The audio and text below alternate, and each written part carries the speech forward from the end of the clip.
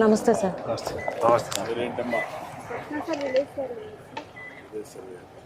నా పేరు Bullamma sir, village survey. నీ పేరా? నీ పేరేంటి? వెంకటేశ్వరం సార్. నమస్తే సార్, శ్రీనివాసరావు, వాకా శ్రీనివాస్. ఉంది ఏంటి చెప్పండి. మాది ఈ భూమి మీద సూర్యబిల్లి ఇదే సార్ నా భూమి. ఈ జెండాల బాధిన వరకు జెండాల నాది 6 ఎకరం. నీదయ్యా? ఆ జెండా బాధిందండి 10 సెంట్లు అండి. ఎంత? 10 సెంట్లు అండి. 10 సెంట్లు. ఇది 6 ఎకరం మీద. అది 6 ఎకరం. ఇప్పుడు సర్వే చేశారు, కరెక్ట్గా చేశారా? చేశారండి. ఎట్ట చేస్తున్నారు అంటే మామూలుగా మీకు ముందు ఇన్ఫర్మేషన్ ఇస్తున్నారా? సమాచారం 22లో పడింది అని చెప్పారండి. అయితే కొంచెం నేను ఆలోచించి బాధపడినాక మన ప్రభుత్వం వచ్చినాక మళ్ళీ రీసర్వేకి పెట్టామండి. పెడితే అప్పుడు రీసర్వే చేస్తున్నాం. రీసర్వే చేశారండి. చేసి పట్టా భూమి అయితే ఇచ్చారు. ఇప్పుడు పట్టా భూమి ఇచ్చారు. నీకు దీని మీద ఇప్పుడు ముందు ఉండింది 22A కింద ఉండింది ప్రభుత్వ భూమి అని, దాన్ని తీసేసి ప్రైవేట్ కాబట్టి ఇప్పుడు నీకు ఇచ్చారు. అది రికార్డ్ సరి చేశారు. అవును సార్. అంత మునుపు ఏ కారణం వల్ల పెట్టారు, నీకు ఏమైనా ఐడియా ఉందా? లేదు సార్, అంతకుముందు మా నాన్నగారి కింద తర్వాత నాకు కిందకు వచ్చి నేను బ్యాంక్కి వెళ్తే ఇలా చెప్పారంటే నేను చాలా బాధపడ్డాను సార్, ఏంటి ఇది పరిస్థితి అని. తర్వాత రీసర్వేలు అయిద్దంటే సర్లేని చేయించాను సార్. ఇప్పుడు నీకు సర్వే చేసినప్పుడు సమాచారం ఇచ్చారా? పిలిచారు సార్, కాగితం పంపించారు సార్, సర్వే చేస్తున్నామని చెప్పారు. మళ్ళీ ఫోన్లు కూడా చేశారు సార్. ఫోన్లు చేశారు, వచ్చి చేయించాము. నువ్వు ఉండి చేయించుకున్నావు? అన్ని కరెక్ట్గానే సమస్యలు చేశారు.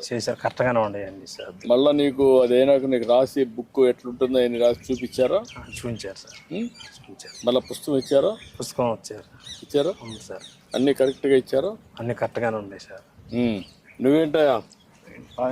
పట్టా కాగితం రాలేదు సార్. అప్పుడు మా నాన్న వచ్చింది పట్టా కాగితం. పాస్బుక్ లేదండి, 7 సంవత్సరాలు వస్తుంది. మన ప్రభుత్వం వచ్చినాకే నాకు పాస్బుక్ పెట్టుకున్నాను. ఫస్ట్ టైం మీరు పట్టా ఇస్తున్నాం, అంత మునుపంతా కూడా లేదండి. ఇందులో కొన్ని అవకతవకలు చేశారు పోయిన గవర్నమెంట్.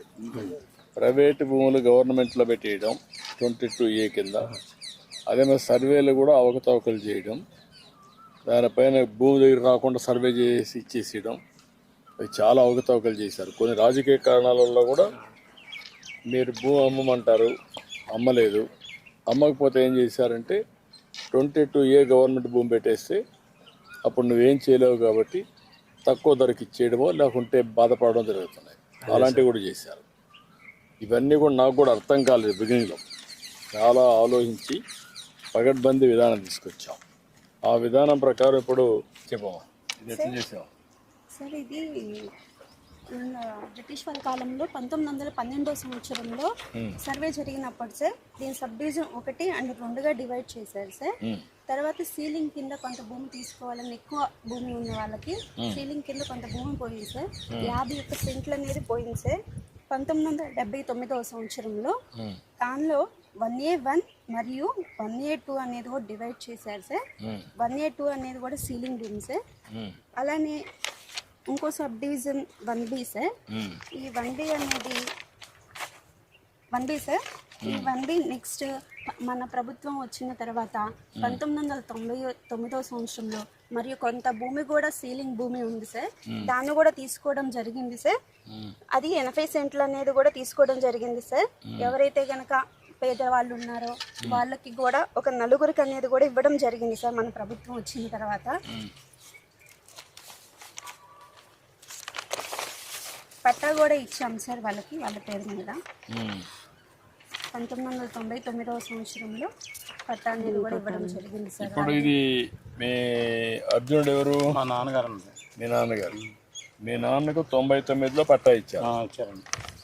నీకు ఐడియా లేదు అప్పుడు ఇచ్చింది? ఐడియా లేదు, నీకు తెలియదు? నాకు తెలియదు. ఓకే, అప్పుడు ఇచ్చారు, పట్టా ఇచ్చారు. దానిపైన నీ దాంట్లో ఉంటే ఇప్పుడు మళ్ళీ 22A కింద పెట్టారమ్మా? సార్ 2019 ఇయర్లో సార్ ఆన్లైన్ జరిగినప్పుడు 229 సర్వే నెంబర్ మొత్తం కూడా సీలింగ్ ల్యాండ్ కింద 22A1లో అనేది కూడా చేర్చడం జరిగింది సార్. దానివల్ల రైతులు కూడా చాలా ఇబ్బందులన్నీ కూడా పడి ఉన్నారు. రీసర్వే అయిపోయిన తర్వాత రీసర్వేలో సార్ మనం రోవర్ సహాయంతో రోవర్ అనేది కూడా కాస్ట్ నెట్వర్క్ అనేది కూడా మీరే ఇండియాలో ఇంట్రడ్యూస్ చేశారు సార్. అప్పట్లో తర్వాత సర్వే ఆఫ్ ఇండియా వాళ్ళు కూడా అన్ని రాష్ట్రాల్లో కూడా ఇంట్రడ్యూస్ చేయడం అనేది కూడా ఇంప్లిమెంట్ చేయడం అనేది కూడా జరిగి ఉన్నది సార్. ఈ కాస్ట్ నెట్వర్క్ ద్వారానే భూనక్ష పోర్టల్లో అప్డేట్ చేసి QGIS ద్వారా అనేది కూడా ఆన్లైన్ అనేది కూడా ప్రతి ఒక్క LPM కూడా ఆన్లైన్ చేయడం అనేది కూడా జరిగింది సార్. ఇప్పుడు ప్రస్తుతం మనం ఈ ఏరియా నుంచి వచ్చాం సార్. రోడ్డు ప్రస్తుతం మనం ఉన్నది ఈ ఏరియాలో ఉన్నాం సార్. ఈ ఏరియాలో ఈ రైతు ఉన్నారు కదా సార్, వాకా శ్రీనివాసరావు గారు సార్. అక్కడ రెడ్ కలర్ జెండాలు ఏదైతే కనుక పెట్టామో సార్, ఇవి assign land sir. 51 cents 993 sir. Starting red colour జెండా, అలాగే సెకండ్ వన్ జెండా, ఆ థర్డ్, ఆ 4 జెండాలు కూడా కలిపి 25 సెంట్లు సార్. అది ల్యాండ్ సీలింగ్ కింద 1999లో అనేది కూడా సీలింగ్ ల్యాండ్ కింద ఉంది సార్. ఆ రైతుకి కూడా అప్పటి నుంచి కూడా పాస్బుక్ అనేది కూడా ఏం రాలేదు సార్. అలానే 85 సెంట్లు సార్. అలా హాస్టల్లో సార్ ఆ చెట్లు ఉన్న దగ్గర సార్, అది ఆ ఏరియాలో 85 సెంట్లు 4 రైతులు సార్.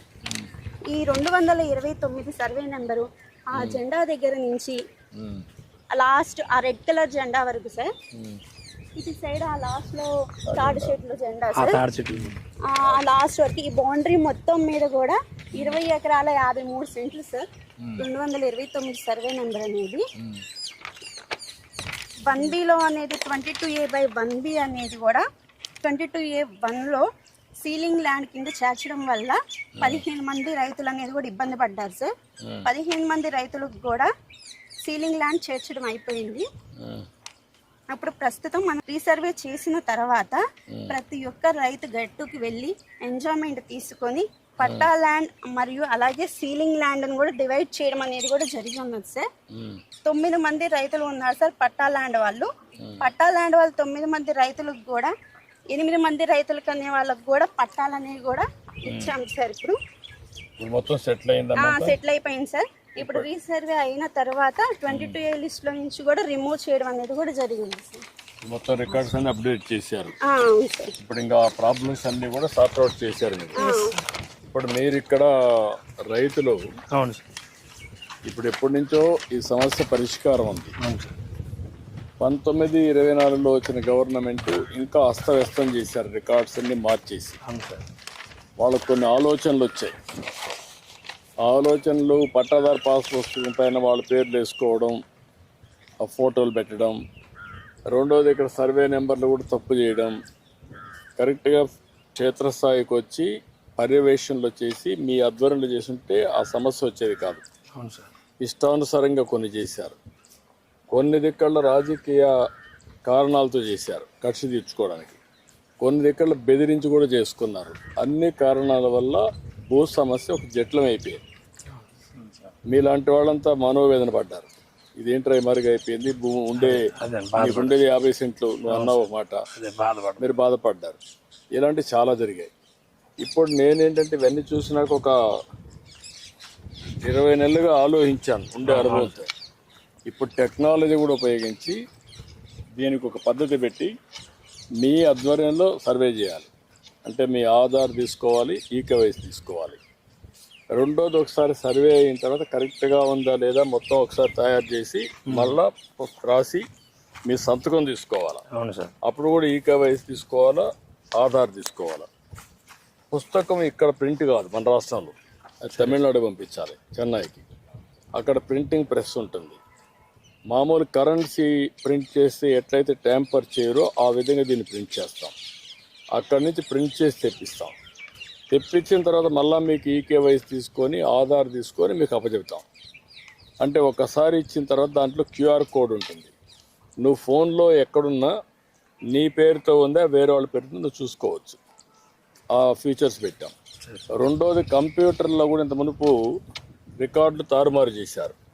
ఇప్పుడు అవి కూడా తారుమారు చేయకుండా రికార్డ్స్ అన్ని పగడ్బందీగా ఒక కొత్త టెక్నాలజీ ఉంది, బ్లాక్ చైన్ అని.